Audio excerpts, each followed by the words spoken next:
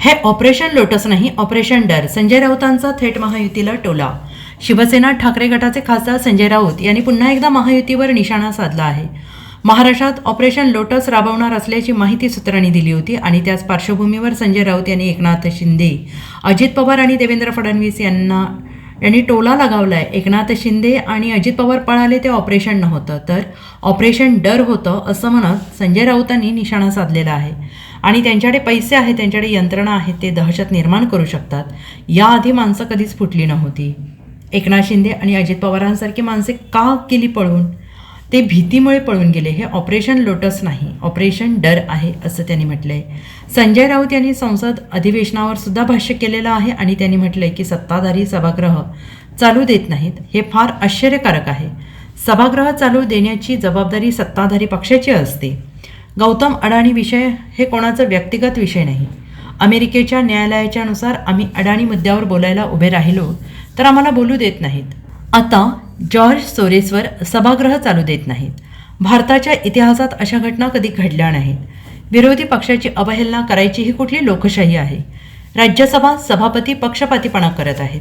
आमच्याकडे अविश्वास ठराव मांडण्याशिवाय पर्याय नव्हता असंही त्यांनी म्हटलं आहे. विधान परिषद असेल, ही सर्व सभागृह चालू देण्याची जबाबदारी ही सगळ्यात आधी किंवा कर्तव्य हे सत्ताधारी पक्षाचं असतं. पण सत्ताधारी पक्ष सध्याचा गेल्या 10 वर्षामध्ये विरोधी पक्षाला काही संविधानिक अधिकार आहेत. या देशामध्ये लोकशाही आहे, स्वातंत्र्य आहे. निवडून आलेले आमदार खासदार हे आपल्या भूमिका मांडू शकतात. राज्याचे किंवा राष्ट्राच्या हितावर हे मानायला तयार नाहीत. गौतम अडाणीचा विषय हा कोणाचा व्यक्तिगत विषय नाही. अमेरिकेतल्या एका न्यायालयानं काही ठपका ठेवलेला आहे. भ्रष्टाचाराचा मुद्दा आहे. त्या विषयावरती जर आम्ही उभे राहिलो प्रश्न विचारायला तर आम्हाला बोलू दिलं जात नाही, सभागृह तहकूब केलं जातं. आताही कोण कुठला काय जॉर्ज सोरोस 95 वर्षाचे गृहस्थ आहेत.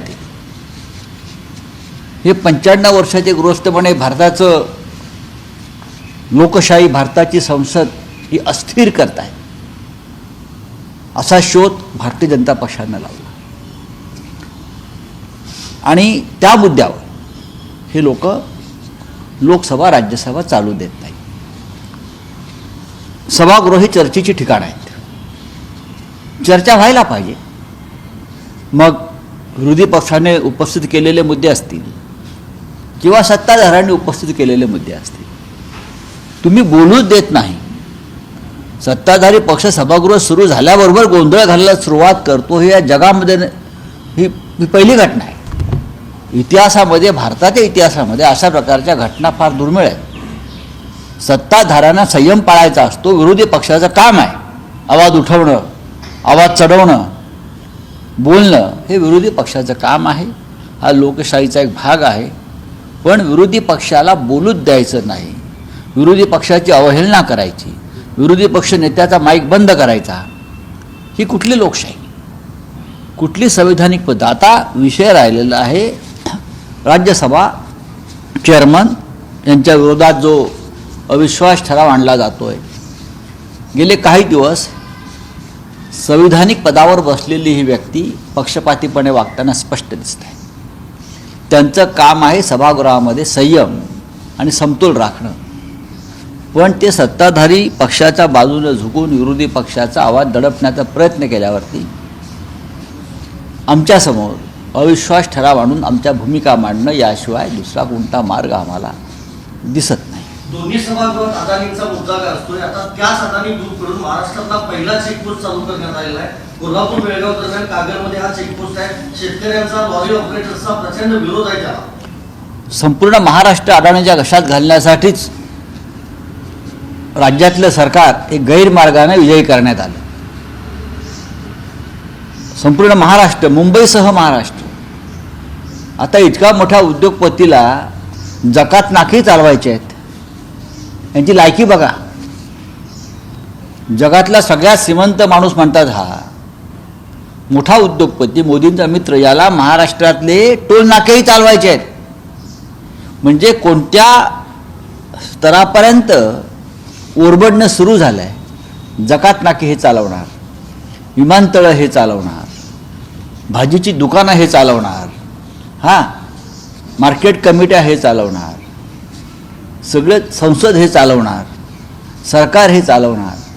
पण शेवटी तुम्ही जकात नाक्यापर्यंत लुटायला आलेला आहात आणि त्याच्यावरती आम्ही आवाज उठवायचा नाही. देवेंद्र फडणवीस यांना काल अडाणी भेटले. त्यानंतरच आमचं लक्षात आलं की महाराष्ट्राच्या काळातील लचका तुटला जातोय आणि तो मग जकात नाक्याच्या रूपानं आम्ही पाहतोय. कोण आहेत गौतम अडाणी? याआधीसुद्धा जकात नाके चालवले महाराष्ट्रात, ते अडाणीलाच का? कोणाच्या दबावाखाली आपण काम करताय?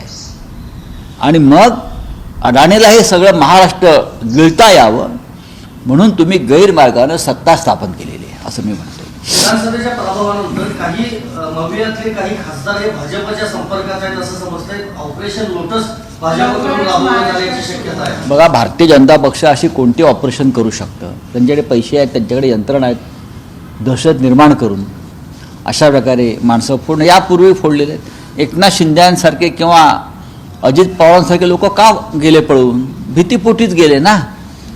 ते का ऑपरेशन लोटस होतो का? छे छे छे, ते ऑपरेशन डर होतं.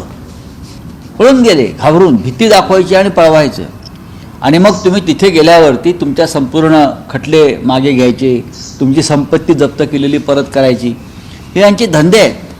नैतिकता नावाचा कोणताही प्रकार भारतीय जनता पक्षाच्या सत्तेत मला दिसत नाही. मंत्रिमंडळ bureau report SBN Marathi, Mumbai.